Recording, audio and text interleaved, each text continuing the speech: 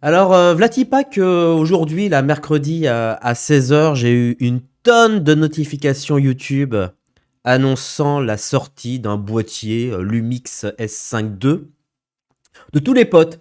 Emmanuel Pampuri, Benjamin tantôt, Théo, les uns après les autres. Comme ça, je dis, qu'est-ce qui se passe là? Ils sortent tous une vidéo en même temps là. Qu'est-ce qui se passe là? Et des cris de joie, j'y crois pas, j'y croyais plus, c'est incroyable, jamais vu, etc., etc. Je dis waouh, qu'est-ce qui est donc sorti? Qu'est-ce qu'a donc sorti donc Panasonic Lumix. Eh ben, on va regarder ça ensemble.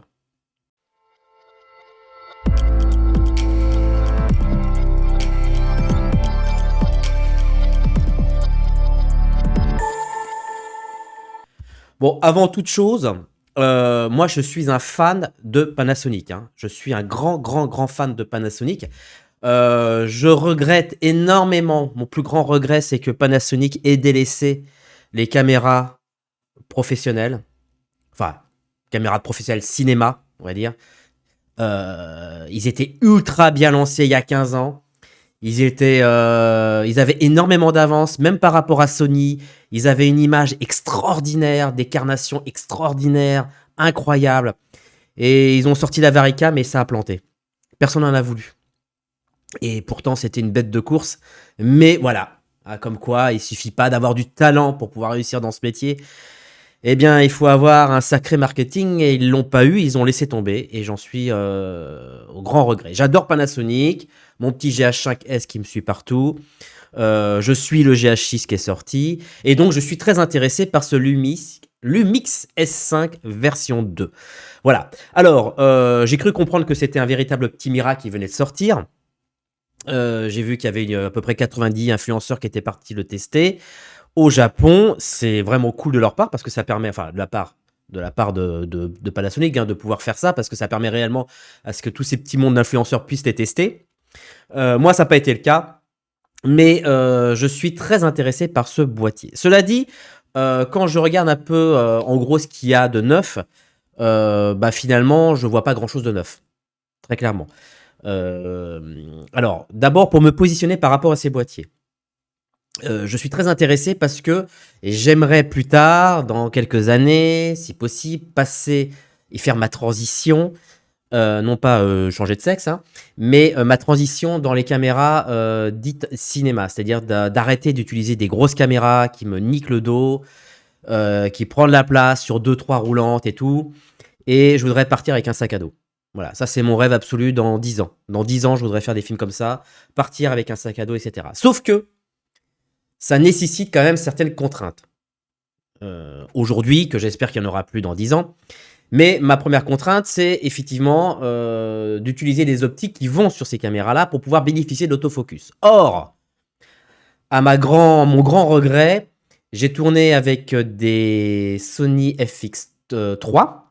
J'ai fait une fiction avec deux Sony FX3. J'ai me dit, allez, on va essayer, on va se tenter de partir dans le domaine de la fiction, faire un 3 jours de tournage en mode fiction avec ces caméras-là. Et pour moi, ça a été un échec absolu. Non pas sur la qualité d'image, qui est vraiment extraordinaire, hein. J'ai fait une vidéo dessus avec Clovis de chez Puzzle. Si vous la matez, j'ai même mis à disposition les rushs que vous pouvez télécharger avec les luttes et tout. Bref, le maxi best-of.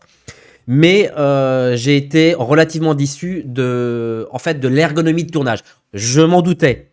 Je m'en doutais parce que je savais très bien qu'on ne s'était pas encore au point pour faire de la fiction, que c'était compliqué parce qu'il fallait gérer 3 batteries, une batterie pour la caméra, une batterie pour la vidéo HF et une batterie pour le moniteur en plus, que c'était un barnum, que l'identification des prises, des clips était pas très bien normée, ce qui fait qu'on sait pas quand on regarde un clip à quelle bobine ça appartient.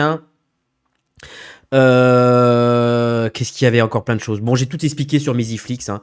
Si vous voulez en savoir plus, hein, je vous mets le petit là, ici, en dessous, là, le petit bouton rejoindre. J'ai fait une vidéo là-dessus spécifique sur Misiflix où j'ai expliqué en gros tous mes pépins et mes problèmes. Bref, et l'autofocus, qu'on m'a vanté comme un autofocus extraordinaire sur la FX3, a été un pur échec. Oui, parce que moi, je regarde vos vidéos et chaque fois que vous me faites une démonstration de focus, en fait, c'est exactement comme quand le mec qui te vend au marché, vous savez, les petits trucs pour faire les jus de fruits, là.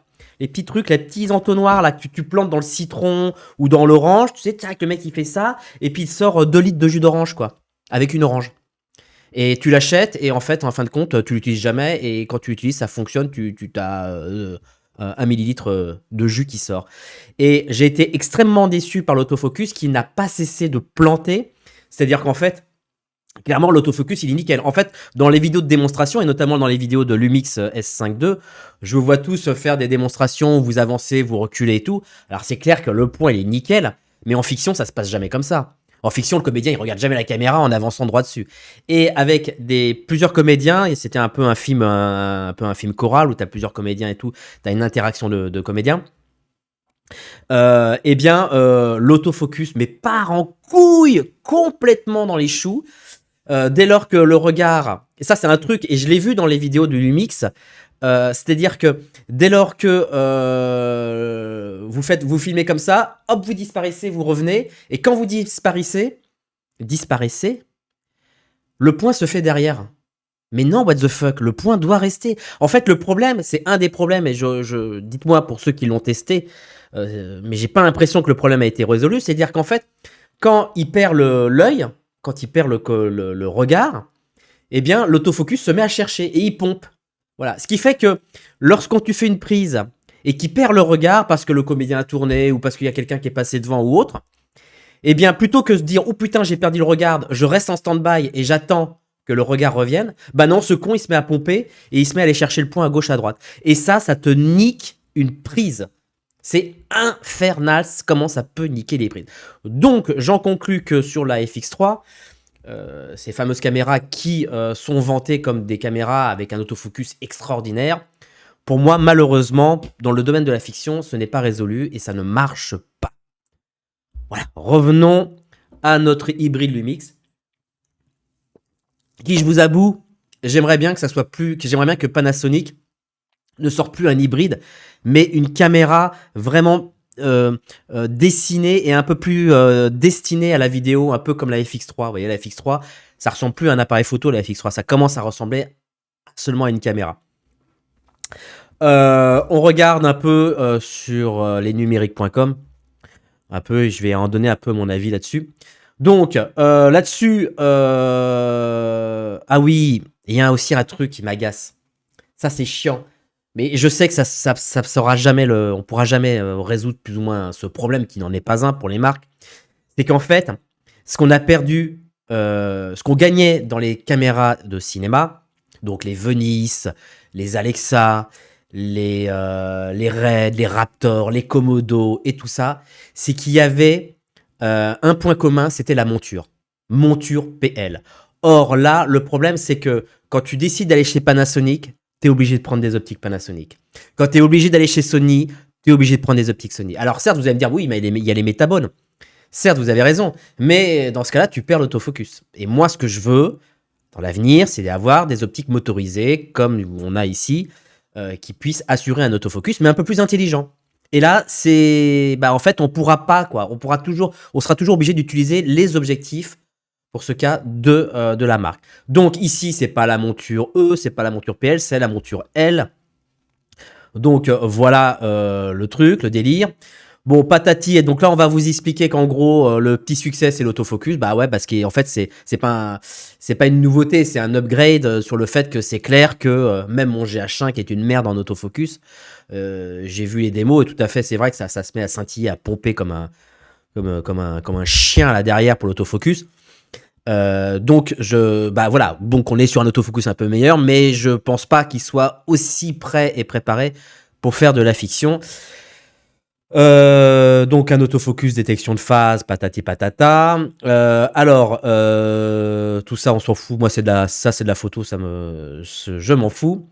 Bon, pour ce qui est un peu de la compression, de la résolution, etc. Donc 6K en 30 images par seconde. Mais alors ce que je regrette, c'est que ce soit du 420 en 10 bits. Ou alors il faut descendre à 5,9K ou en 4K DCI ou UHD pour faire du 422 10 bits en 30 images, moyennant un recadrage APS-C. Donc en gros, on ne pourra jamais faire du full frame en 422 10 bits, ce qui est regrettable. Ou pas, j'en sais rien. Ce qui est chiant, ce qui me fatigue, c'est que il y a toujours des conditions. C'est-à-dire que, alors tu peux faire du 6K, mais pas ça. Enfin, vous voyez, à chaque fois, tu es emmerdé. Ce qu'on n'a pas forcément le cas chez Red ou Harry, c'est que voilà, c'est que tu es toujours obligé de faire des compromis. C'est soit la résolution, soit la compression. Ça me fait chier, ça me fait chier, ça me fait chier. Bref, ils ont pensé à un 3,3K pour les séquences anamorphiques. Alors, moi, ce que je regrette sur ce genre de caméra, c'est que ça soit un capteur 24-36, que ça soit pas un capteur au format 1.5, 3.2 nativement. Voilà. Pour faire de la fiction, c'est mieux. Tiens, j'ai noté qu'on peut également appliquer des luttes en temps réel pendant l'enregistrement pour faciliter l'étalonnage. Alors, attention, parce que c'est très bien, parce qu'on peut appliquer la lutte, et c'est gravé comme ça. Ça, c'est plutôt pratique. Ça peut être pratique dans des cas, mais alors putain, si tu fais pas gaffe et que tu crois qu'il le grave pas, mais qu'en fait il le grave dans le marbre, putain, c'est mort, quoi. C'est foutu, quoi. Je trouve ça assez dangereux, mais parfois utile. Petite ventilation qu'ils ont mis dans la visée réflexe qui n'existe plus, bien évidemment. Voilà, très bien. Le port HDMI de type A, bon bah moi je suis pas HDMI au fil. J'attends qu'ils mettent un putain de prise de BNC, que ça soit les mini BNC ou des BNC classiques. Hein. Voilà, parce que le HDMI, moi, je supporte plus. Le HDMI, c'est voilà. Après, tout dépend évidemment comment on se place. Moi, je le vois du côté en tant que chef-op fiction qui aimerait ne plus se casser les couilles dans 10 ans et qui aimerait un appareil qui permet de faire de la fiction. Voilà.